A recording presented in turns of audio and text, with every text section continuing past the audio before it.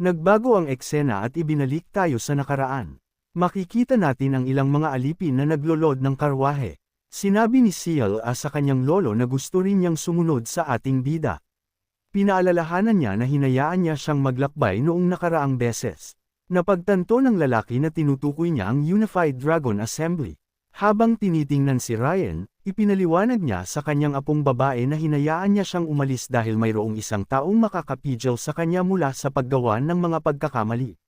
Sinabi niya sa ating dalaga na walang sinuman ang makakagawa nito para sa kanya sa Sichuan. Sinabi niya na tulungan siyang ilipat ang ilang mga bagay kung naintindihan niya.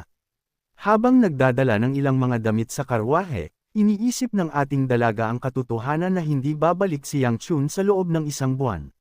Napagtanto niya na mas mabuti para sa kanya na manatili dahil hindi siya magaling sa mga gawaing bahay at kinamumuhian ni Yang Chun ang mga walang silbi na tao. Habang inilalagay niya ang kanyang mga damit sa kanyang kahon, may nagsabi sa kanya na maghintay. Nang lumingon ang ating dalaga, hindi niya nakita ang sinuman. Nagpasya siyang tingnan ang isang kahon na naglalaman ng pagkain upang tingnan kung saan nanggaling ang boses na narinig niya. Habang tinitingnan niya ang kahon, isang kamay ang nagtulak sa kanya sa loob. Hindi naintindihan ni CLA kung ano ang nangyayari. Naniwala siya na may naglalaro sa kanya. Sinabi ng ating dalaga na natatakot siya, bago pa siya makabangon, lumitaw muli ang kamay sa tabi ng kanyang ulo, dahan-daang gumalaw ito at ginawang antukin si CLA. Nahulog ang ating dalaga sa kahon at natulog. Isang misteryosong boses ang humingi ng tawad kay CLA para sa ginawa nito, at sinabi na iniiwan niya ang lahat sa kanya. Pagkatapos na sabihin ng boses ito, sinabi ng mga alipin kay Yang Chun na handa na sila. Nang may kumpiyansang ngiti sa kanyang mukha, sinabi ni CLA kay Yang Chun at sa iba pa na ito ang nangyari. Ang tatlo sa kanila ay hindi alam kung paano mag-react. Ipinagpalagay nila na nagloloko ang ating dalaga sa kanila. Nagulat si CLA na makita na hindi sila nagulat. Nang may ngiti sa kanyang mukha, sinabi niya na iyon ang nangyari muli. Tiniyak nila na narinig nila siya sa unang pagkakataon. Hindi sila makapaniwala na sinasabi niya na siya ay sinaniban ng isang multo. Naniwala ang ating bida na dapat ay umalis na lang si CLA nang marinig niya ang boses. Habang naglalakbay sila, nakita ni CLA ang isang kwago. Sinabi niya kay Yang Chun na nakatikim na siya ng kwago noon. Sinabi niya na napaka-chewy ng mga ito. Sa parehong kalsada, nakita ng ating dalaga ang isang squirrel. Tinanong ni Yang Chun kung nakakain na rin siya ng squirrel. Sinabi niya na oo. Sinabi ng ating bida na hindi siya makakakuha ng cookies sa pagkain ng squirrel. Sa una, ipapauwi ni Yang Chun si CLA sa isang bodyguard ngunit masyado nang malayo ang kanyang narating. Bukod pa rito, wala siyang sapat na pagkain upang bigyan siya at ang bodyguard. Nagpasya ang ating bida na pinakamahusay na maglakbay si CLA kasama nila. Kinuha ni CLA ang isang worm. Tinanong niya si Yang Chun na ipagpalit ang cookie para sa worm. Itinapon ng ating bida ang cookie nang marinig ito. Sumigaw si CLA nang makita niya ito. Napagtanto ni Yang Chun na dapat ay ipinauwi na lang niya siya. Habang tinitingnan niya ang kalangitan, naramdaman ng ating bida ang enerhiya ng apat na halimaw na paparating sa kanila. Tinawag niya si Mu Yon, kinuha ng bodyguard ang charm at sinabi sa kanyang amo na alam na niya. Inutusan niya ang lahat na huminto. Hinawakan ni Yang Chun si CLA, at sinabi sa kanyang sarili na masyadong tahimik ang lahat. Habang naghahanda siyang lumaban, napansin ng ating bida na may third halimaw na papalapit sa kanila. Agad na napansin niya ito, isa pang halimaw ang napatay. Ang huling halimaw ay tumalon mula sa kagubatan at sumugod upang umatake sa karwahe ni Yang Chun. Kinuyam ng ating bida ang kanyang kamao at binalutan ito ng kanyang enerhiya. Isang tao sa hangin ang nagsabi sa kanya at sa kanyang mga kasama na umatras. Ginamit ng dalaga ang kanyang espada upang punatan ang halimaw sa dalawa. Pagkatapos tapusin ang halimaw, sinabi niya kay Mu Yon na hindi niya ito naasikaso ng mabilis dahil mag-isa lang siya. Tinanong ni CLA ang ating bida kung kilala niya ito. Sinabi ni Yang Chun na hindi niya siya kilala. Tinawag ng ating dalaga ang binibini at sinabi na tingnan sila. Agad na nakita ni Yang Chun ang kanyang mukha, napagtanto niya na nakilala niya ang maling tao. Naalala ng ating bida kung paano ang dalagang ito na may puting buhok ay tumayo sa isang pool of blood. Habang nakatayo sa pool of blood, sinabi ng dalaga na mayroong humongous set of boobs na walang sino man doon. Sa kasalukuyan, tinanong ng dalaga kung papunta ba sila sa Sichuan. Tinanong niya si Yang Chun kung maaari siyang sumunod sa kanila. Ipinakilala ng magandang dalaga ang kanyang sarili bilang Namgang Bia. Hindi makapaniwala si Yang Chun na nakilala niya siya. Nagtaka siya kung ano ang ginagawa ng baliw na beach sa lugar na ito. Nagbago ang eksena at makikita natin ang mga uwak na kumakain ng laman ng tao. Ang lugar ay puno ng mga bangkay. Ang mas matandang Yang Chun ay nagtanong sa isang tao kung pinatay ba nila ang lahat. Ang tao ay naging mas matandang Bia. Tinanong ng babae kung ano ang sinabi ng kanilang cult leader. Ibinunyag ni Yang Chun sa kanya na sinabi ng cult leader na dalhin siya dito at hayaan siyang magwala na parang isang baliw na beach. Tinanong ni Bia kung siya ba ang nagdagdag ng huling mga salita. Nagulat ang ating bida na makita na mayroon siyang sapat na pag-iisip upang malaman ito. Sinabi ni Bia sa ating bida na umalis na siya kasama niya. Ang babae ay malapit ng maglakad pasulong. Pinigilan siya ni Yang Chun. Sinabi niya na mali ang kanyang tinitingnan. Sinabi niya na lumiko sa kaliwa. Ang babae ay mukhang nalito dahil hindi niya alam kung anong panig ang kaliwa. Naiinis si Yang Chun na makita ito. Naglakad siya at sinabi sa kanya na sumunod. Pagod na siya sa katangahan ni Bia. Habang naglalakad, tinanong ni Bia ang ating bida kung malakas ba ang Sword Supreme. Lumingon si Yang Chun at pinaalalahanan ang babae na aayusin ng kanilang cult leader ang Sword Supreme. Hindi niya pinansin ang mga salita ng ating bida. Tinanong niya kung anong uri ng swordsmanship ang ginagamit niya. Tinanong niya kung ang swordsmanship ni Hyogon ay mas malakas kaysa sa kanya. Lumingon siya sa tabi pagkatapos magtanong. Tinawag ni Yang Chun siyang isang baliw na bitch. Nagtipon siya ng kanyang demonic energy at pinaputok ito sa kanya. Nang lumapit ang atake sa kanya, naghiwalay ito, at sinira ang ilang mga bato sa likod niya. Nang may nakakatakot na tingin sa kanyang mukha, tinanong ni Bia ang ating bida kung gusto niyang lumaban. Hindi alam ni Yang Chun kung ano ang sinasabi niya. Itinuro niya siya at sinabi na mali ang kanyang direksyon. Sinabi niya na tumahimik na lang at sumunod sa kanya. Habang naglalakad sila, sinabi ng babae na may isa pa siyang gustong sabihin. Lumingon si Yang Chun at binalaan siya na hahatiin niya siya kung binanggit niya ang anumang bagay tungkol sa tatlong Supremes.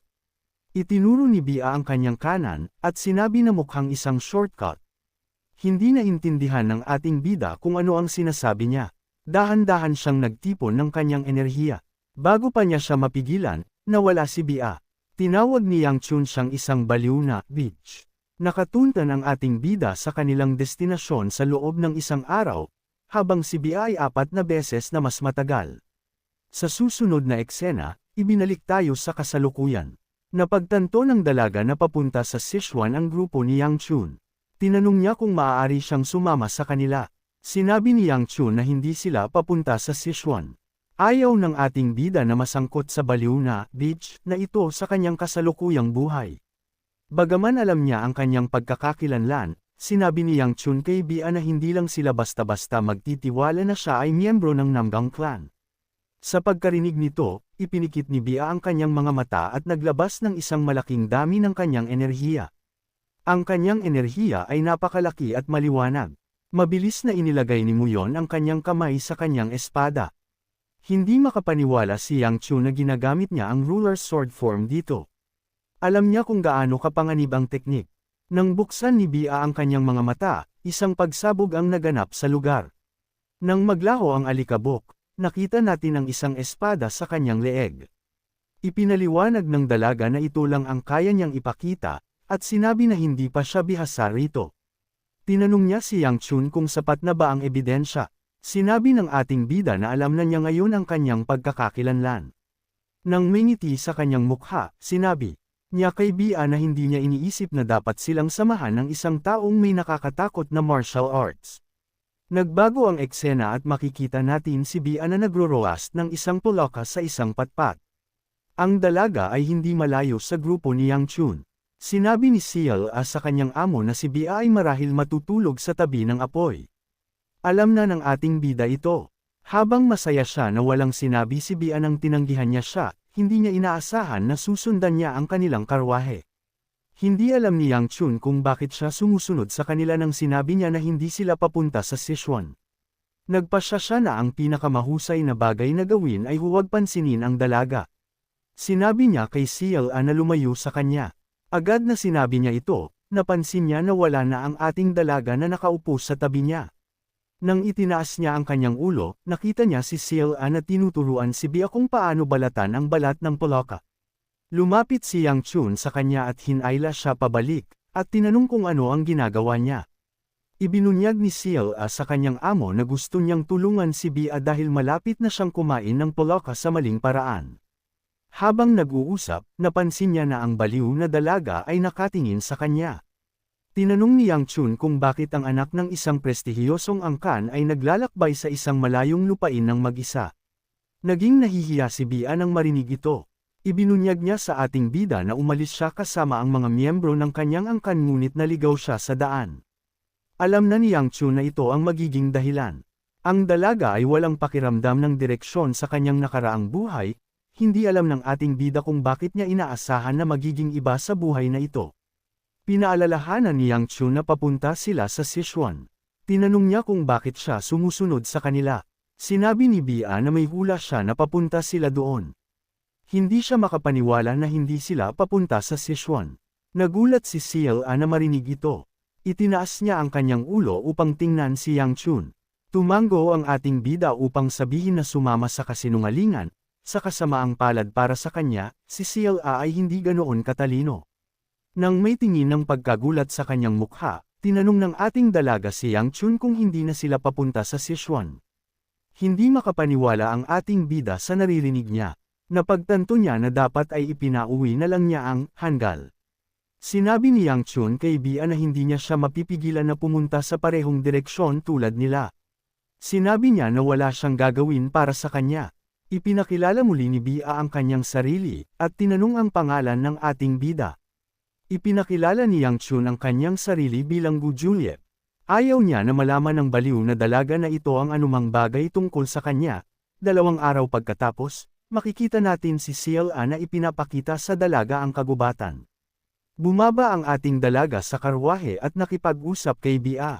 Salamat dito, ang kanilang bilis ay natural na bumagal. Sinabi ni Yang Chun kay CLA na sumakay sa karwahe. Tinanong ng ating dalaga kung hahayaan din ba niya na sumama si Bea. Sinabi ng ating bida na hindi niya ito papayagan. Sinabi niya na hindi siya papasok sa karwahe kung hindi niya ito gagawin. Nagulat si Yang Chun na marinig ito. Lumingon siya kay Muyon at tinanong kung anong oras sila makakarating. Ipinaliwanag ng bodyguard na makakarating sila doon sa loob ng 1 araw kung nasa orihinal silang bilis. Tinanong ng ating bida kung gaano katagal aabutin sa kanilang kasalukuyang bilis. Sinabi ng lalaki na marahil ay aabutin sila ng 3 araw. Hindi alam ni Muyon kung bakit siyang amo ay nag-iingat kay Bea. Tinanong niya kung hindi na lang ba niya siya pahintulutan na sumakay kasama niya. Napagtanto ng ating bida na wala siyang pagpipilian. Sinabi niya sa kanyang bodyguard na muli silang mag-iisip sa kanilang mga pagpipilian sa isang kalapit na nayon. Sa susunod na eksena, makikita natin ang grupo na dumating sa isang bayan. Habang nag-uunat ng kanyang katawan, sinabi ni Yang Chun na mayroon na lang silang 1 araw na natitira upang makarating sa Sichuan.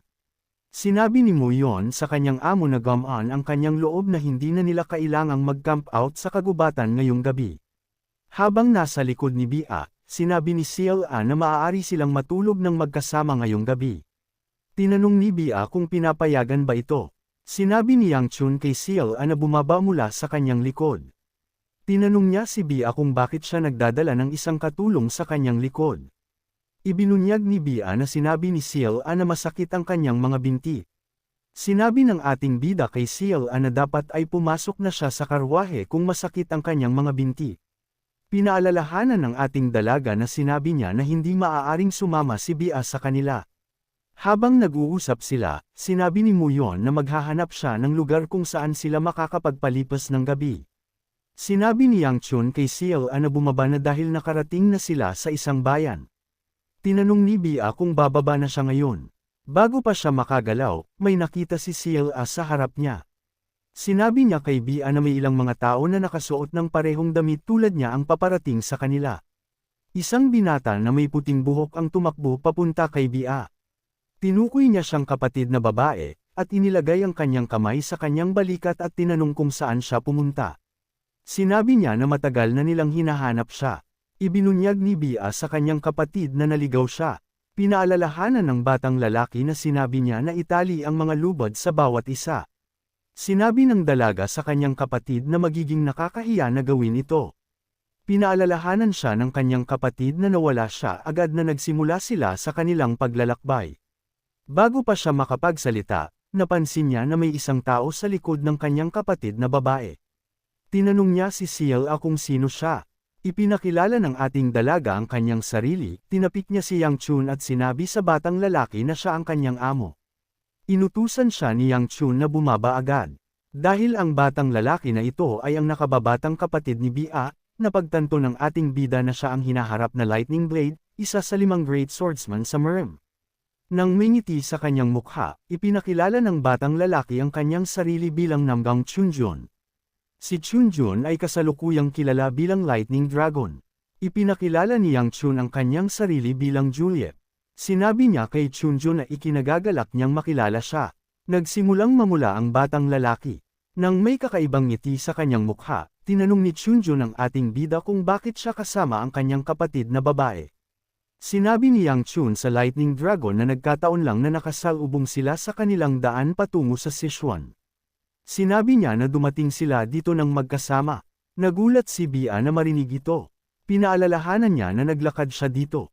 Habang nag-uusap sila, mukhang napansin ni Seal ang isang kakaibang bagay kay Chunjun. Humingi ng tawad si Chunjun sa ating bida para sa panghihimasok ng kanyang kapatid na babae. Ipinaliwanag niya na nag-book sila ng maraming kwarto para sa gabi. Sinabi niya na gamitin ang isa sa mga kwarto. Tinanggihan ni Yang Chun ang alok. Sinabi niya na tumulong lang siya dahil iyon ang tamang bagay na gawin. Ayaw ng ating bida na masangkot pa kay Bia. Sigurado siya na makakahanap sila ng ibang kwarto sa kanilang sarili. Habang nag-iisip siya, lumapit si Muyon sa kanya. Ibinunyag niya sa kanyang amo na wala nang kwarto na available. Sinabi ni Yang Chun na maghanda na sila para mag-camp out. Nang may nag-aalalang tingin sa kanyang mukha, pinaalalahanan ni Muyon ang kanyang amo na nagkakampong sila sa labas sa loob ng maraming araw. Tinanong niya kung balak ba niyang patulugin silang muli sa labas. Sa pagkakita kung gaano nag-aalala ang kanyang bodyguard, tinanggap ni Yang Chun ang alok ni Chunjun. Ang unang bagay na ginawa ni Bia bilang isang demonic martial artist ay ang neutralize ang kanyang angkan. Pinatay niya ang clan head, ang kanyang kapatid, at lahat ng mga disipulo ng kanilang angkan. Pagkatapos ng kaganapang ito, nakamit niya ang titulong Demonic Blade Empress at nagsimula ang kanyang pag-akyat sa kasikatan. Nagtaka si Yang Chun kung gaano kinamumuhian ni Bia ang kanyang angkan upang gumawa ng ganoon kalupit na bagay. Naniwala ang ating bida na si Bia ay walang problema sa kanyang kapatid. Ipinagpalagay niya na sila ay magiging tulad niya at ni Yonso. Ang pinaka-curious niya ay ang ruler's sword form na siyang sikretong teknik ng Namgang clan. Masasabi ni Yang Chun na si Bia ay mas malakas kaysa sa kanyang kapatid, ngunit wala siyang anumang titulo o kasikatan sa puntong ito. Naniwala ang ating bida na si Chunjun ay normal. Nagtaka siya kung mayroon ba siyang hindi nakikita. Nang lumabas si Yang Chun sa kwarto, nakita niya si Chunjun na naglalakad papunta sa kanya. Yumuko siya at nagpasalamat sa pagbibigay sa kanila ng isang magandang kwarto. Naglakad ang Lightning Dragon sa tabi ng ating bida at ginamit ang kanyang balikat upang itulak siya. Nang may tingin ng galit sa kanyang mukha, sinabi ni Chunjun kay Yang Chun na alamin ang kanyang lugar. Nagulat ang ating bida na marinig ito.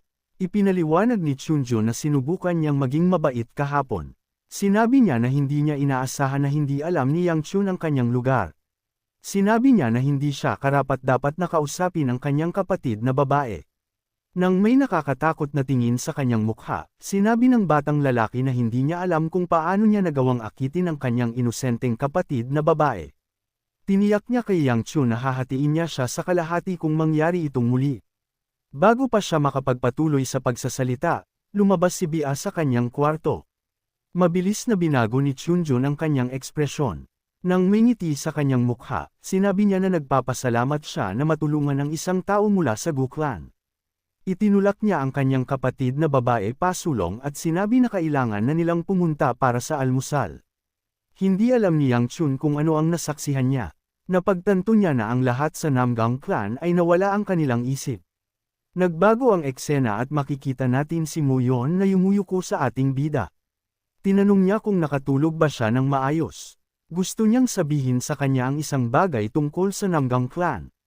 Sinabi ni Yang Chun na huwag na lang sabihin. Tinanong niya ang kanyang bodyguard kung kailan sila aalis. Ipinaliwanag ni Muyon sa kanyang amo na tapos na silang maghanda. Sinabi niya na maaari na silang umalis pagkatapos ng almusal. Sinabi ng ating bida na kailangan nilang magmadali. Gusto ni Yang Chun na umalis ng mabilis upang makalayo sa mga baliw na tao na ito. Nang pumasok siya sa kainan, nakita niya si Bia at Sila na kumakain ng magkasama. Humingi ng tawad si Bia na hindi siya binati nang makita niya siya. Sinabi ng mga dalaga na napakasarap ng mga dumplings. Tinanong ni Yang Chun si Bia kung kailangan ba nilang kumain ng magkasama. Umupo siya at sinabi na hindi siya dapat nakaupo doon. Sinabi niya na dapat ay kumakain siya kasama ang kanyang kapatid na lalaki. Sa sandaling sinabi niya ito, nakita natin si Chunjun na masama ang tingin kay Yang Chun. Sobrang galit ang batang lalaki. Sinabi ni Bia kay Yang Chun na umupo lang siya doon dahil malapit ito. Ibinunyag ng ating bida sa kanya na ang kanyang nakababatang kapatid ay masama ang tingin sa kanya na parang gusto siyang patayin. Nagulat si Bia na marinig ito.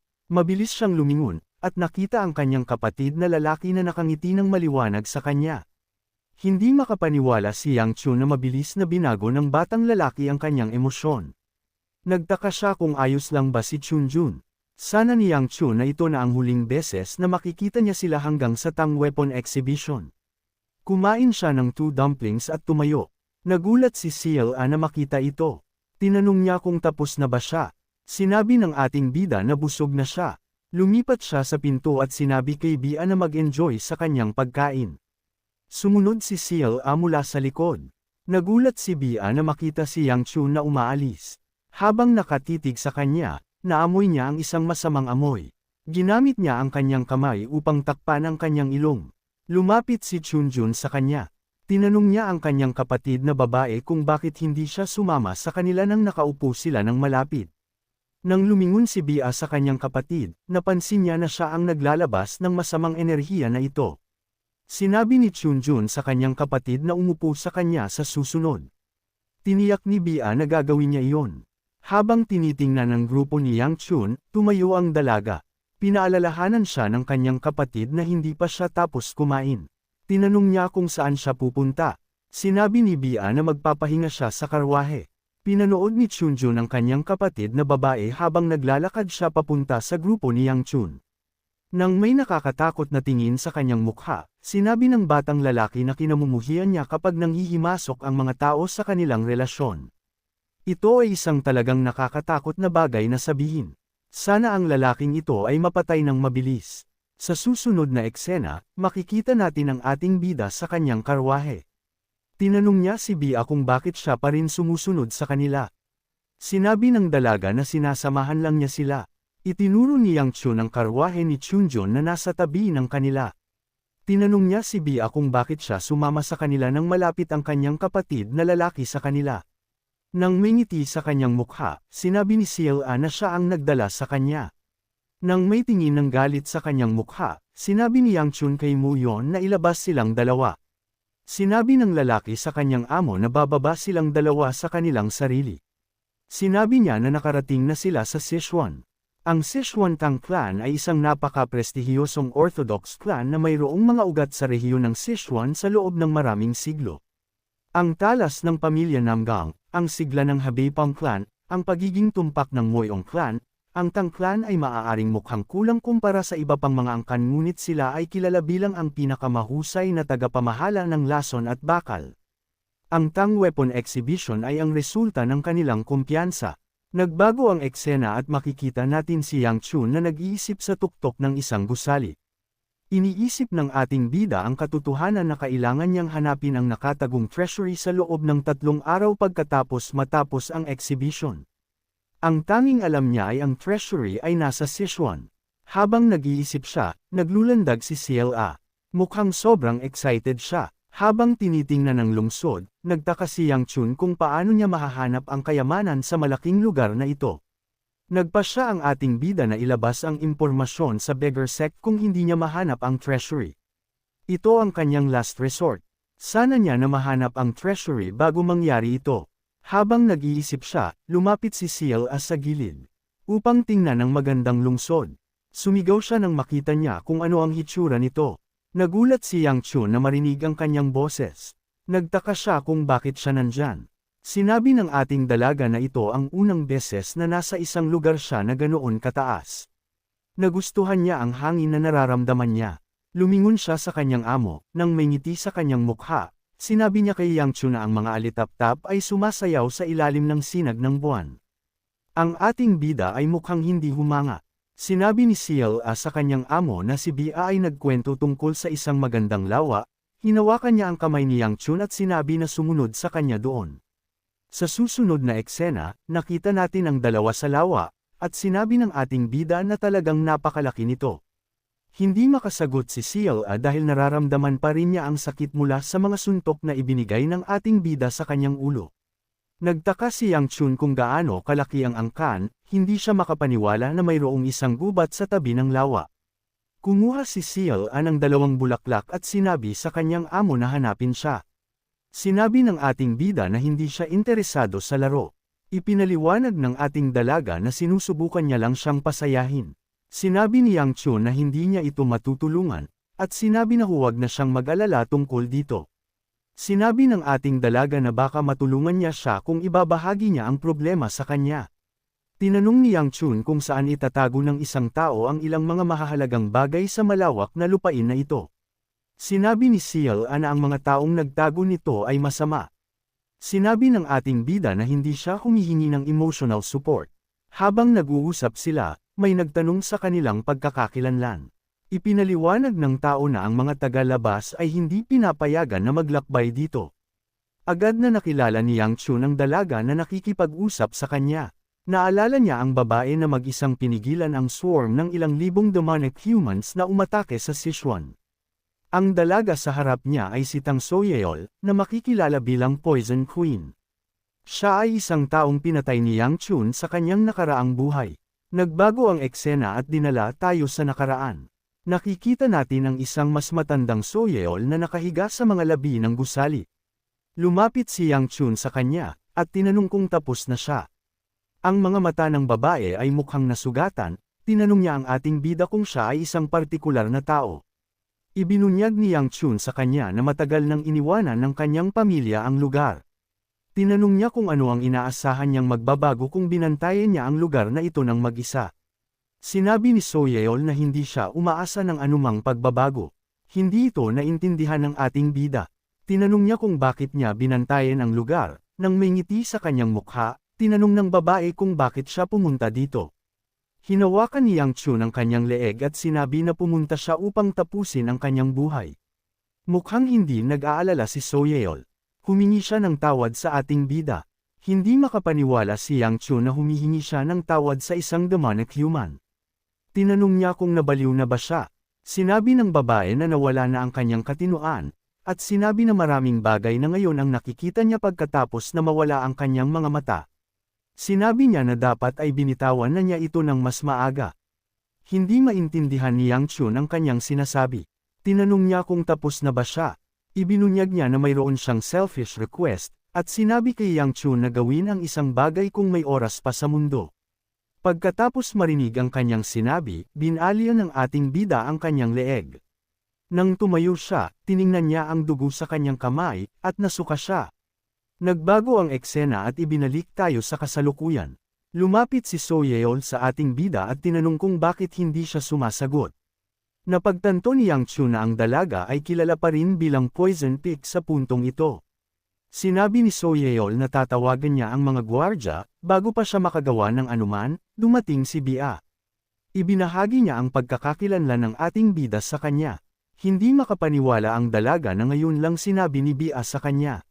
Sinabi ni Bia na hindi siya nagtanong. Yumuko si Soyeol at ipinakilala ang kanyang sarili, humingi siya ng tawad sa pagsigaw sa kanya. Ipinakilala ni Yang Chun ang kanyang sarili bilang Juliet at humingi ng tawad sa hindi pagtugon sa kanya. Nang may seryosong tingin sa kanyang mukha, tinanong ni So Yeol ang ating bida kung bakit siya pumunta sa lawa. Ipinaliwanag niya na ang mga hindi bahagi ng kanilang pamilya ay walang negosyo doon. Pinaalalahanan ng ating bida na si Bia ay isa ring outsider. Ibinunyag ng dalaga na pinayagan siya ng kanyang pamilya sa lawa. Napagtanto ni Yang Chun na sinasabi ng dalaga sa kanya na umalis dahil hindi niya siya inimbita doon. Wala siyang problema dito dahil aalis na siya. Sinabi niya na aalis na siya, pagkatapos na umalis siya kasama si CLA.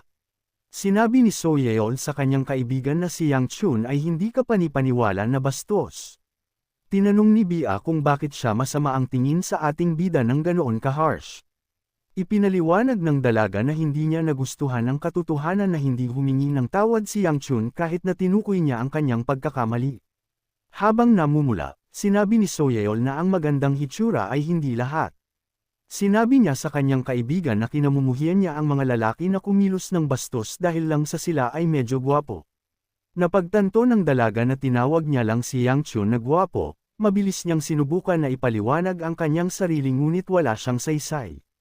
Hindi makapaniwala si Bia na ang kanyang kaibigan ay iniisip na gwapo ang ating bida. Nakita lang niya siya na may galit na mukha. Naglakad si So Yeol pasulong at sinabi na mas gusto niya ang mga lalaki na homely kahit na sila ay medyo pangit. Sa susunod na eksena, nakikita natin si Yang Chun na lumabas sa kanyang kwarto. Iniisip niya ang katotohanan na ang Tang Weapon Exhibition ay bukas. Nagpasya siyang mag-ensayo sa kanyang libreng oras. Nang lumingon ang ating bida, nakita niya si Bia at ang kanyang kapatid. Hindi masaya si Yang Chun na makita sila. Tinanong niya kung bakit sila pumunta upang makita siya. Sinabi ni Bia na pumunta siya para sa pagkain. Hindi naintindihan ng ating bida ang kanyang sinasabi. Sinabi niya na ipaliwanag ang kanyang sarili. Ibinunyag ni Chunjun sa kanya na inanyayahan sila ng Tang Clan para sa isang pagkain. Sinabi niya kay Yang Chun na sinabi ng kanyang kapatid na imbitahin din siya. Nagpasalamat ang ating bida sa alok. Sinabi niya na medyo nahihiya siya. At sinabi na ang lugar ay hindi magiging komportable para sa kanya. Sana ni Yang Chun na naintindihan ng dalawa ang kanyang mensahe.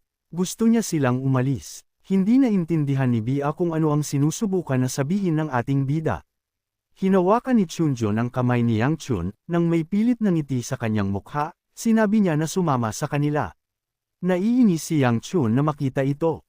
Hindi siya makapaniwala na nagbabanta si Chunjun na dalhin siya sa dining hall. Sa galit, naglabas si Yang Chun ng kanyang murderous energy. Natakot si Chunjun nang maramdaman niya ang enerhiya na ito. Mabilis na kinuha ng ating bida ang kanyang enerhiya nang napansin niya na natatakot ang batang lalaki. Nagpasya siyang pumunta sa hall, nang may ngiti sa kanyang mukha. Sinabi niya kay Bia na hindi niya maaaring tanggihan ang kanyang maalalahanin na imbitasyon. Sinabi niya na susundan niya siya. Hinawakan ng ating bida si Chunjun at inilipat siya ng malapit. Nang may ngiti sa kanyang mukha, sinabi niya sa Hangul, na patuloy na ngumiti, at pinaalalahanan na ang kanyang magandang kapatid na babae ay nanunood. Kinagat ng Hangul ang kanyang mga ngipin sa galit, napilitan siyang magpasalamat kay Yang Chun sa pagtanggap ng imbitasyon. Tiniyak ng ating bida na ayos lang ito. Sa susunod na eksena, nakikita natin si Yang Chun sa dining hall. Nagulat ang ating bida na makita ang pagkain na inilagay sa harap niya. Alam na niya na ang Sichuan ay kilala sa pagkakaroon ng maanghang na pagkain ngunit hindi niya inaasahan na bawat ulam ay magiging maanghang. Hindi niya alam kung ano ang kakainin. Si Tang Juyok na siyang anak ng pinuno ng Tang Clan ay sinabi sa ating bida na mag-enjoy. Nagpasya si Yang Chun na kumain ng ilang dumplings, mukhang medyo hindi maanghang kaysa sa iba pang mga ulam. Bago pa niya mailagay ang pagkain sa kanyang bibig, napansin niya na nakatitig si So Yeol sa kanya. Ang dalaga ay humihinga ng malakas habang nakatitig sa kanya. Hindi naintindihan ni Yang Chun kung ano ang nangyayari. Naalala niya na ang dalaga ay palaging nagbibigay sa kanya ng kakaibang tingin na ito tuwing nakikilala niya siya sa kanyang nakaraang buhay. Hindi siya makapaniwala na kailangan niyang tiisin ang parehong tingin sa buhay na ito. Habang nag-iisip, kumagat ang ating bida sa dumpling. Sa kasamaang palad para sa kanya, ang dumpling ay medyo maanghang. Nagsimulang magpanik si Yang Chun. Gusto niyang iluwa ang pagkain. Ang paghinga ni Soyeol ay naging mas mabigat habang pinapanood niya ang ating bida na magpanik. Habang sinusubukang pumutok ng hangin sa kanyang bibig, may nag-alok sa kanya ng tubig. Mabilis na tinanggap ito ng ating bida. Ang tao ay naglagay ng isang slice ng karne sa isang plato. Ang tao ay si Bia, at sinabi ng dalaga na ang karne ay hindi maanghang. Nagulat si Yang Chun na makita ito. Sinabi niya kay Bia na huwag maging casual. Humingi ng tawad ang dalaga. May isang naiinis na makita silang nag-uusap, tulad ng inaasahan. Ang taong iyon ay ang pinakakakaiba sa kwarto. Sinira ni Chunjun ang kanyang mga chopsticks sa galit. Nagulat si Juyok na nakita na nasira ang kanyang mga chopsticks. Humingi siya ng tawad sa pagbibigay sa kanya ng isang bagay na depektibo. Sinabi ni Chunjun sa batang lalaki na mayroon siyang ugali na gumamit ng chopsticks ng medyo malakas. Habang umiinom siya ng kanyang tubig, napansin ni Yang Chun na umupo si Soyeol sa tabi niya. Ang dalaga ay may namumulang tingin sa kanyang mukha. Hindi naintindihan ng ating bida kung bakit siya kumikilos ng kakaiba. Tinanong niya kung mayroon siyang gustong sabihin sa kanya. Nagpanik ang dalaga nang marinig niya ito. Sinabi niya na wala siyang sasabihin. Tinanong ni Yang Chun kung sigurado siya, at sinabi na maaari siyang magtanong ng kahit ano. Bago pa matapos ni Soyeol ang kanyang pangungusap, tinanong ni Chunjun si Juyok kung ang training ground ay nasa ibaba. Pinaalalahanan siya ni Juyok na ipinakita niya sa kanya noong nakaraang beses.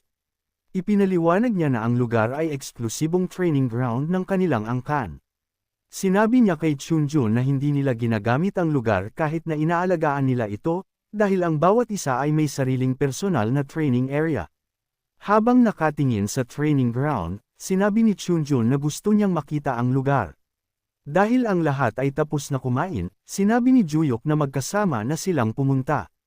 Masasabi ni Yang Chun na may binabalak ang kakaibang bastardo, hindi lang niya alam ang kanyang plano. Nang dumating sila sa training ground, sinabi ni Chunjun sa kanyang kaibigan na medyo maluwag ito. Kahit si Yang Chun ay nagulat na makita kung gaano kalaki ito. Ibinunyag ni Juyok sa kanya na ang kanilang mga ninuno ay naniwala na ang isang lugar ay mas mahusay kung mas malaki ito. Hindi talaga naintindihan ng batang lalaki ito. Habang tinitingnan ng mga wooden swords doon, sinabi ni Chunjun sa kanyang kaibigan na maaaring mayroong mas malalim na kahulugan ang laki ng training ground. Ibinunyag ni Juyok sa lahat na ang kanyang kapatid na babae ay nag-eensayo dito dahil palagi niyang sinusubukan na talunin siya. Sinabi niya na nagbago na ang kanyang kapatid na babae dahil mas matanda na siya, at malungkot siya na makita na ayaw na niya makipaglaban sa kanya. Nahihiya si Soyeol na marinig ito. Nahihiya siya na narinig ni Yang Chun ito. Hindi niya alam kung ano ang sasabihin. Ang ating bida ay talagang natuwa na wala siyang kapatid na babae na tulad niya. Sinabi ni Chunjun sa lahat na kailangan nilang gumalaw ng kaunti upang matuno ang kanilang pagkain. Hindi makakaugnay si Yang Chun sa sinabi ng batang lalaki. Halos wala siyang kinain. Naglabas si Chunjun ng isang espada at tinanong ang ating bida kung gusto niyang makipag-sparring match sa kanya. Hindi nagulat si Yang Chun na marinig ito. Masasabi niya na plano ni Chunjun na talunin siya. Ang kanyang mukha ay nagbunyag na ng kanyang intensyon. Ang ating bida ay hindi interesado na mahulog sa isang hanggal na bitag. Nang may ngiti sa kanyang mukha, sinabi ni Yang Chun na hindi matalino para sa isang third-rate martial artist na lumaban sa Lightning Dragon.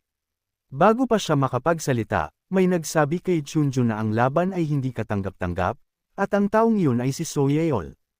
Pinaalalahanan ng dalaga ang batang lalaki na mayroong isang malaking pagkakaiba sa pagitan nila sa edad at kasanayan. Tinanong niya kung ano ang gagawin niya kung masaktan niya ang mukha ni Yang Chun. Ang ating bida ay talagang naiinis na marinig ang kanyang sinabi. Tiniyak ni Chunjun kay Soyeol na hindi sila gagamit ng internal energy sa laban. Sinabi niya na ito ay magiging isang mentoring match. Nang may mapagmataas na tingin sa kanyang mukha, tinanong ni Chunjun si Yang Chun kung ayos ba siya sa mga tuntunin na ito. Ngumiti ang ating bida nang marinig ito. Hindi siya makapaniwala na gusto ng bastardo na ito na lumaban sa kanya nang hindi gumagamit ng internal energy. Siya ay mas na-provoke ng katotohanan na sinabi ng bastardo na tuturuan niya siya. Tinanong ni Yang Chun kung kaya ba niya. Hindi naintindihan ni Chunjun kung ano ang sinasabi niya. Tinanong ng ating bida kung sapat ba siyang bihasa upang turuan siya. Nagulat si Juyok na marinig ito. Sinabi niya sa ating bida na masyado siyang bastos sa kanyang mga salita. Pinaalalahanan niya na si Chunjun ay ang kanyang senior.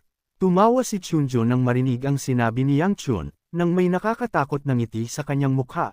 Sinabi niya sa ating bida na ipakita sa kanya kung ano ang kaya niyang gawin. Ang dalawa sa kanila ay tumuntong sa training ground. Sinabi ni Chunjun kay Yang Chun na mauna. Sinabi ng ating bida na gawin ang parehong bagay. Naiinis si Chunjun na marinig ito. Hindi siya makapaniwala na sinasabi ni Yang Chun na mauna siya.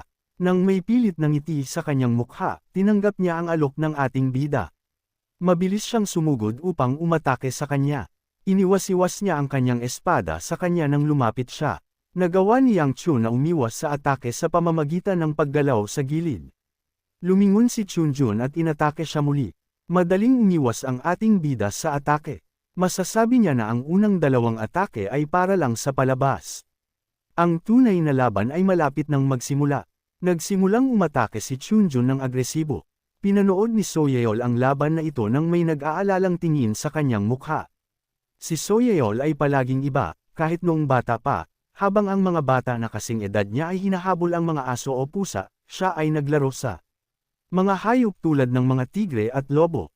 Gusto niya ang slanted ferocious eyes at ang growling na nagbubunyag ng matatalim na ngipin, bilang mga hayop na apex predators. Naglabas sila ng isang unapproachable aura. Ang kapangyarihan na nagpapakilala sa kanila mula sa mahinang mga hayop ay ang pinakanakakaakit sa dalaga. Habang nakahiga sa kanyang lobo na kilala bilang Danglang, tinanong ni Soyeol kung mayroong isang lalaki na tulad niya sa Sichuan. Sana niya na makakilala siya ng isang tao sa weapon exhibition. Sinabi ng dalaga sa kanyang lobo na hindi niya maintindihan kung bakit mahal ng iba pang mga dalaga ang mukha ni Chunjun na mukhang pambabae. Tinanong niya ang kanyang lobo kung walang sinuman na tulad niya sa paligid. Sa kasamaang palad para kay Soyeol, nakilala niya ang pag-ibig ng kanyang buhay na hindi niya inaasahan na makilala. Hindi alam ng dalaga kung bakit ang kanyang puso ay tumibok sa unang araw na nakilala niya si Yang Chun. Sinabi ng dalaga sa kanyang sarili na siya ay nalilito. Sigurado siya na ito ay isang laps na sanhi ng malamig na hangin sa umaga. Naniwala siya na ang ating bida ay magiging tulad ng isa pang pangit na tagapagmana ng angkan kapag nagising siya bukas. Kinabukasan, nahanap ng dalaga ang kanyang sarili na mas naakit kay Yang Chun. Nahanap niya ang kanyang mga mata na cool. Nahanap niya na kamangha-mangha na hindi siya makakain ng maanghang na pagkain. Nahanap pa niya na cute na panoorin siyang uminom ng tubig. Nang tanungin ng ating bida kung mayroon siyang sasabihin, nagsimula siyang magpanik. Hindi niya alam kung kailan siya nakarating doon. Nakaupo lang siya sa tabi ng kanyang kapatid. Nagtaka si Soyeol kung ito ba ang pakiramdam ng pag-ibig. Gusto niyang makipag-usap sa kanya ngunit naantala siya ni Chunjun. Ang pag-iisip ni Soyeol ay naputol nang makita niya ang ilang kahoy na nahulog sa harap niya. Nang itinaas ng dalaga ang kanyang ulo, nakakita siya ng isang kahangahangang bagay. Nakita niya si Yang Chun na binasag ang espada ni Chunjun gamit ang kanyang kamay. Nagulat ang batang lalaki na makita ito. Ngumiti si Yang Chun nang makita ang tingin sa kanyang mukha. Nahulog si Soyeol sa kanyang mga tuhod. Lubusan siyang nahulog sa ating bida. Hindi naintindihan ni Chunjun kung bakit nasira ang kanyang espada. Tiniyak niya na makakareact si Yang Chun sa kanyang unang dalawang atake upang makipaglaro sa kanyang ngunit ginawa niya ang lahat pagkatapos. Sinabi ng ating bida sa Hangul na ang mga henyo na tulad niya ay may ugali na mag-daydream habang nakikipaglaban. Sinabi niya na mamamatay siya ng 3 beses kung ito ay isang totoong labanan. Kinuyam ni Yang Chun ang kanyang kamao, at tinanong kung alam ba niya ang katotohanan na ito. Agad na umatras si Chunjun bago pa lumapag ang suntok ni Yang Chun sa kanya. Hindi siya makapaniwala na umaatake ang ating bida ng walang espada. Tinawag niya siyang isang bastos na bastard sa kanyang ulo. Sinabi ni Yang Chun sa Hangul na kumuha ng isa pang espada sa likod niya. Pinaalalahanan niya na sinabi niya na ito ay isang mentoring match. Sinabi niya na turuan siya ng leksyon. Medyo galit si Chunjun na marinig ito. Sinabi ng ating bida sa Hangul na baka siya ang tuturuan. Sinabi niya na ang pagtuturo ay hindi ang kanyang forte. Agad na kumuha si Chunjun ng isang espada. Naramdaman ni Yang Chun ang isang bagay. Nakita niya ang bastardo na nagdaragdag ng kanyang enerhiya sa kanyang espada. Sa sandaling natapos siya, sumugod siya upang umatake sa ating bida. Ang kanyang atake ay napakabilis ngunit nagawa ni Yang Chun na umiwas. Hindi siya makapaniwala na ang bastardo na ito ay gumagamit ng internal energy. Nagpa siya siyang, fuck him up. Bago pa makatake si Yang Chun, ginamit ni Chunjun ang kanyang teknik.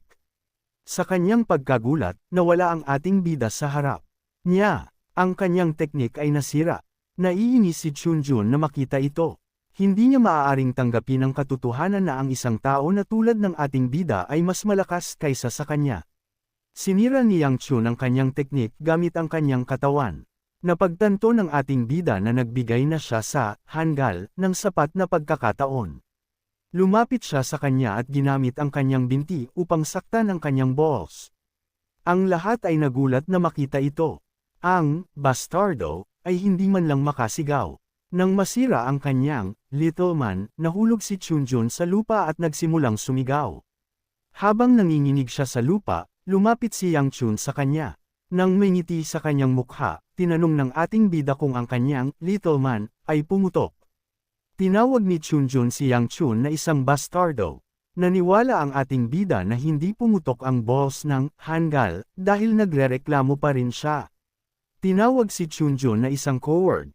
Sinabi niya na hindi siya karapat-dapat na tawagin ang kanyang sarili na isang martial artist. Ipinaliwanag niya na kailangan niyang yumuko habang naglalakad kapag narinig ng lahat ng mga angkan ang nangyari. Tinanong ni Yang Chun ang batang lalaki kung gaano karaming mga tao ang napatay niya. Nagulat si Chunjun na marinig ito. Tumigil siya sa pagtingin sa kanya at sinabi na hindi niya alam ang kanyang sinasabi.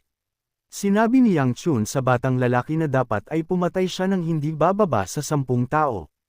Itinaas ng ating bida ang kamay ng Hangul. Nagsimula siyang sumigaw nang mangyari ito. Bago pa makagawa ng anuman si Yang Chun, nagmakaawa si Juyok na tumigil siya. Pinaalalahanan siya ng ating bida na ang espada ni Chunjun ay may enerhiya at naglabas pa siya ng isang malakas na bloodlust na naramdaman ng lahat. Tinanong niya si Juyok kung naniniwala siya na ginawa ni Chunjun ang pagkakamali na ito dahil siya ay immature. Pinaalalahanan niya ang batang lalaki na ang surot sa harap niya ay mas matanda kaysa sa kanya. Sinabi ni Juyok kay Yang Chun na ang Hangul ay mula sa Namgang clan. Tinanong niya kung alam ba niya kung ano ang mangyayari kung seryosong masaktan si Chunjun. Ipinaliwanag ni Yang Chun na pinipigilan na niya ang kanyang sarili ng malaki dahil ang Hangul ay mula sa Namgang clan. Tinanong niya si Juyok kung ano ang mangyayari kung ang kanilang posisyon ay baligtad. Tinanong ni Juyok kung ano ang gusto niyang gawin. Nang walang sinasabi, sinira ni Yang Chun ang braso ng Hangul. Kinagat ni Chunjun ang kanyang mga ngipin upang tiisin ang sakit.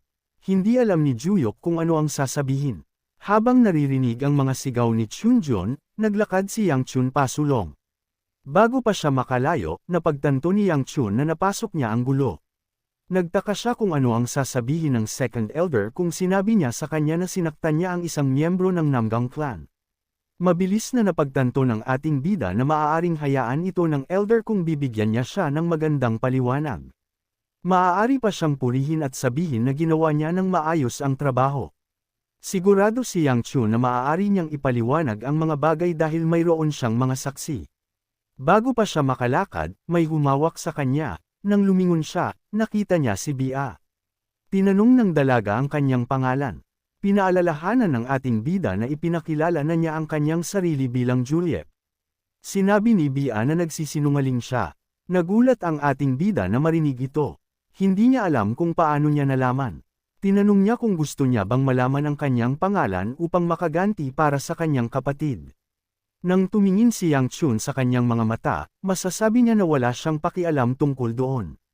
Hindi siya makapaniwala na ang kanyang ekspresyon ay pareho pa rin kahit na sinaktan niya ang kanyang kapatid. Lumapit si Bia sa ating bida at tinanong ang kanyang totoong pangalan. Nagulat si Yang Chun na makita ito. Tinanong niya kung bakit siya kumikilos na parang magkaibigan sila. Humingi ng tawad si Bia. Tinanong niya kung titigil ba siya sa pagsunod sa kanya pagkatapos marinig ang kanyang pangalan. Tumanggo si Bia. Nang makita ito, ibinunyag ni Yang Chun ang kanyang totoong pangalan sa kanya. Nagulat si Bia na marinig ang kanyang pangalan. Dahan-dahan siyang ngumiti habang inuulit niya ito sa kanyang sarili. Nagbago ang eksena at nakikita natin si Yang Chun na naglalakad sa kung saan. Napagtanto ng ating bida na hindi siya maaaring dumalo sa Tang Weapon Exhibition pagkatapos saktan si Chunjun. Ito ay hindi naman masamang bagay. Nakuha niya ngayon ang isang karagdagang araw upang hanapin ang secret chamber. Nagpa siya si Yang Chun na simulan ang kanyang paghahanap pagkatapos magpahinga ng kaunti.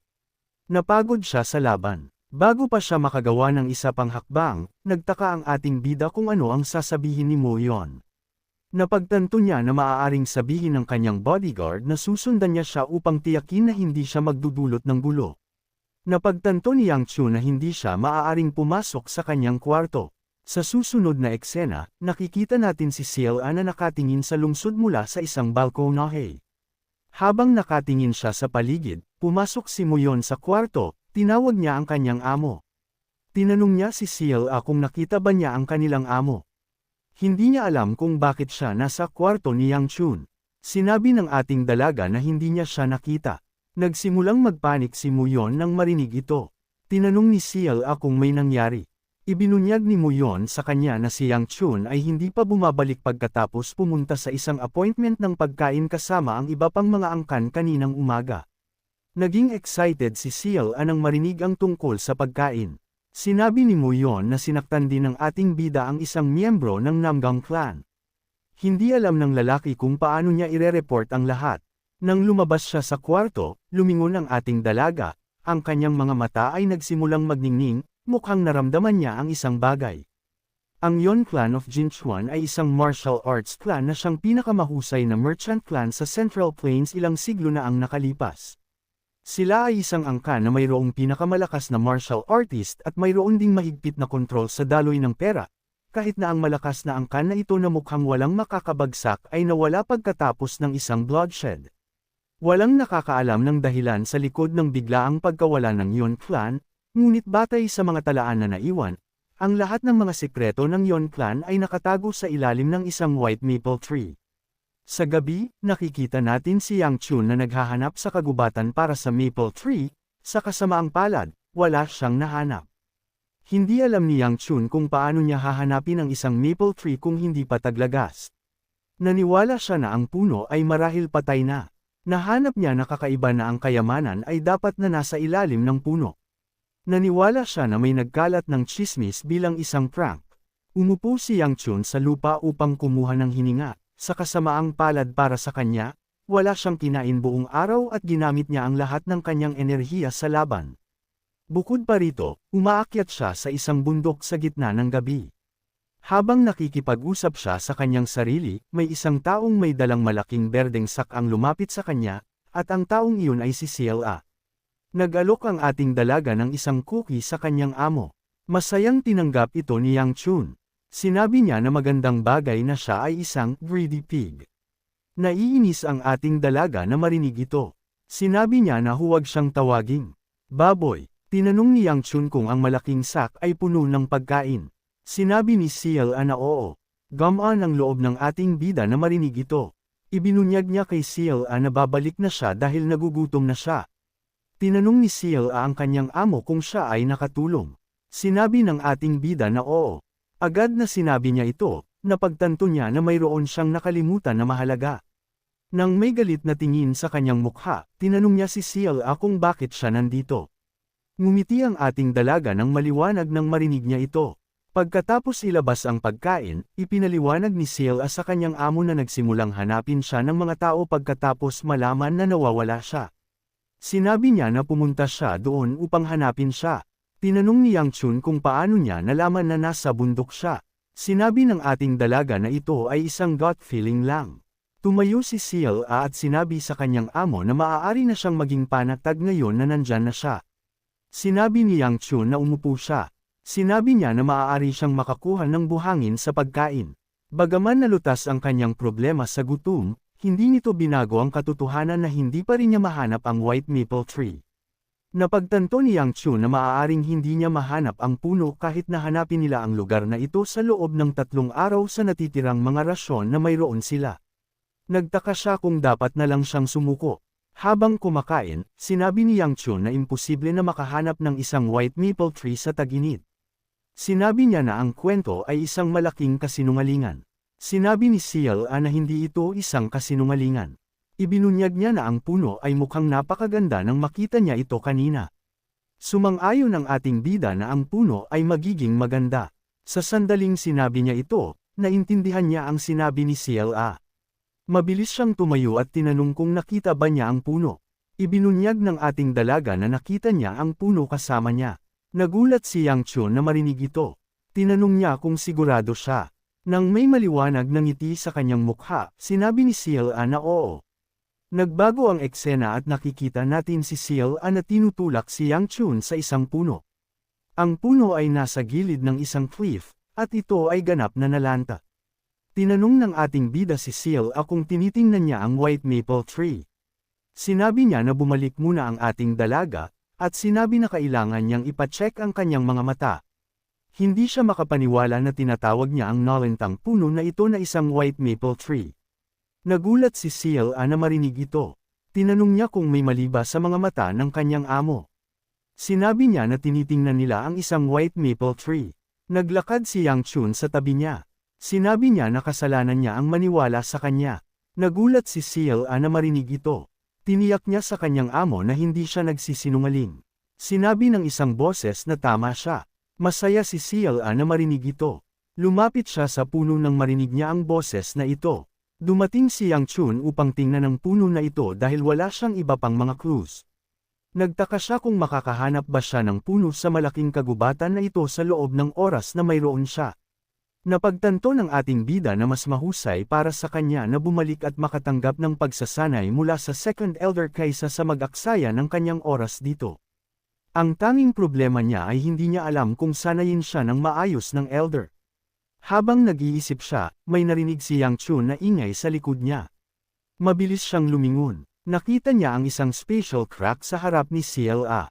Hindi alam ng ating bida kung ano ito ngunit mukhang mapanganib ito sa kanya. Sinabi niya kay CLA na lumayo sa crack. Sa kasamaang palad, hindi nakinig ang ating dalaga. Inunat niya ang kanyang kamay. Patungo sa crack. Nagulat si Yang Chun na makita ito. Mabilis siyang nagsimulang tumakbo. Bago pa siya makarating kay CLA, ang kanyang kamay ay nahawakan ng crack. Ang crack ay lumawak at naglabas ng isang maliwanag na ilaw. Ginamit ni Yang Chun ang kanyang kamay upang takpan ang kanyang mga mata. Nang buksan niya ang kanyang mga mata, nakakita siya ng isang nakakagulat na bagay sa harap niya. Nakita niya ang white maple tree. Ang puno ay medyo maganda. Lumingon si CLA nang may ngiti sa kanyang mukha. Sinabi niya sa kanyang amo na ito ay totoo. Hindi naintindihan ni Yang Chun kung ano ang nangyari. Sigurado siya na ang puno na ito ay namamatay kanina. Napansin niya na may ginawa si CLA na humantong sa pagbabago ng puno. Nagtaka siya kung ito ba ang mechanism na nilikha upang itago ang chamber. Hindi niya naintindihan kung paano naintindihan ni CLA ang mechanism. Tinanong niya kung paano niya ito ginawa. Tinanong ng ating dalaga ang kanyang amo kung ano ang kanyang sinasabi. Pinaalalahanan ni Yang Chun na may ginawa siya upang lumitaw ang puno. Tinanong ni CLA kung ano ang kanyang ginawa. Sinabi ng ating bida na lumakad siya sa puno at may hinawakan. Nagulat si CLA na marinig ito. Sinabi niya sa kanyang amo na hindi niya alam kung ano ang kanyang sinasabi. Naiinis si Yang Chun nang marinig ito. Naglakad siya sa tabi niya at sinabi na wala siyang ginawa. Nagpasya siyang tanungin siya mamaya. Tiningnan niya ang paligid ng puno para sa chamber, ang kayamanan ay hindi nakatago sa ibabaw. Habang tumitingin siya sa paligid, nakita ni Yang Chun ang isang ilaw na nanggagaling sa gilid ng cliff. Nang lumapit siya sa gilid, nakita niya ang isang portal sa ibaba. Naintindihan na ngayon ni Yang Chun kung bakit sinabi nila na ang kayamanan ay nakatago sa ilalim ng white maple tree. Sinabi ni CLA na ito ang pasukan. Tumalon siya mula sa cliff. Nagulat si Yang Chun na makita ito. Nang may ngiti sa kanyang mukha, sinabi ng ating dalaga na mauuna siya. Habang pumapasok siya sa portal, sinabi niya sa ating bida na sumama sa kanya. Naiinis si Yang Chun na makita ito. Sa kasamaang palad, wala siyang iba pang pagpipilian. Tumalon din siya sa portal. Agad na pumasok ang ating bida, may isang lalaki na lumabas mula sa pinagtataguan. Ang lalaki ay nakasuot ng uniforme ng Namgang clan. Nang may ngiti sa kanyang mukha, tinukoy ng lalaki ang ating bida at si CLA bilang mga bastards. Mayroong isang cave sa kabilang panig ng portal. Gamaan ang loob ni Yang Chun na makita na ligtas siyang lumapag. Lumapit siya kay CLA at sinabi na mapanganib ito. Sa loob ng cave, mayroong 2 paths. Naging sigurado si Yang Chun na nasa treasury siya dahil sa 2 paths. Nagtaka siya kung anong path ang dapat nilang piliin. Hinawakan ni CLA ang kanyang ulo at maingat na inisip ang pinakamahusay na path. Pagkatapos mag-isip ng ilang sandali, itinuro ng ating dalaga ang tunnel sa kaliwa. Gusto ni Yang Chun na tanungin siya ngunit naalala niya kung paano niya nahanap ang puno. Nagpasya siyang sumama sa kanyang desisyon. Nagulat ang ating dalaga na makita na ang kanyang amo ay sumasang-ayon sa kanya buong araw. Nagpasya si Yang Chun na huwag munang magsalita. Pagkatapos nilang maglakad sa tunnel, lumapag ang lalaki sa lupa. Habang naglalakad sila, naiinis si Yang Chun. Tinanong niya si CLA kung sigurado ba siya sa path na ito. Pinaalalahanan niya na matagal na silang naglalakad. Sinabi niya na hindi niya nakikita ang katapusan. Napansin din ng ating bida na ang mga glowstones ay nagiging mas kaunti at ang path ay nagiging mas madilim. Tinanong niya ang ating dalaga kung sigurado ba siya sa path. Sinabi ni CLA na magtiwala sa kanya. Lalo lang itong nagpagalit kay Yang Chun. Bago pa makapagreklamo ang ating bida muli, sinabi ni CLA na dumating na sila. Ang lugar ay ganap na madilim. Binatukan ni Yang Chun siya sa ulo at sinabi na tumigil na sa pagiging nakakainis. Nang tumingin siya sa paligid, napansin niya na ang mga glowstone sa lugar na ito ay nawalan na ng kanilang ilaw. Walang nahanap si Yang Chun sa kwarto. Tinanong niya si CLA kung ito ba talaga ang treasury. Bago pa siya makapagsalita, inilagay niya ang kanyang kamay sa kanyang balikat. Nang may kinakabahang tingin sa kanyang mukha, sinabi niya na may isang bagay dito. Agad na sinabi niya ito, may isang bagay na dumaan sa kanyang tabi. Ang bagay na ito ay hindi nakikita kay Yang Chun hanggang sa nagsimula itong magningning. Nagulat ang ating bida na makita kung ano ang nasa harap niya. Nakita niya ang isang malaking white snake. Hindi siya makapaniwala na nakatingin siya sa isang demonic beast. Tinawag ni CLA siya. Sinabi ni Yang Chun na manahimik. Hindi siya makapaniwala na ang isang demonic beast ay nasa isang lugar na tulad nito. Ang kwarto ay walang laman, ilang segundo lang ang nakalipas. Hindi naintindihan ng ating bida kung paano nakapasok ang hayop sa kwarto. Nahanap niya na kakaiba na ang isang bagay na ganoon kalaki ay hindi mapapansin. Masasabi ni Yang Chun na ang demonic beast na ito ay hindi bababa sa isang blue-rank demonic beast.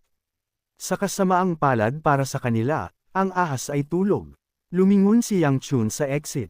Naniwala siya na makakalabas sila kung dahan-dahan silang kikilos. Bago pa man siya makagawa ng anuman, nagising ang demonic beast. Nagulat ang ating bida, at nagtaka kung kailangan niyang lumaban. Like, comment, share, and subscribe naman dyan mga ito go. Maraming salamat po.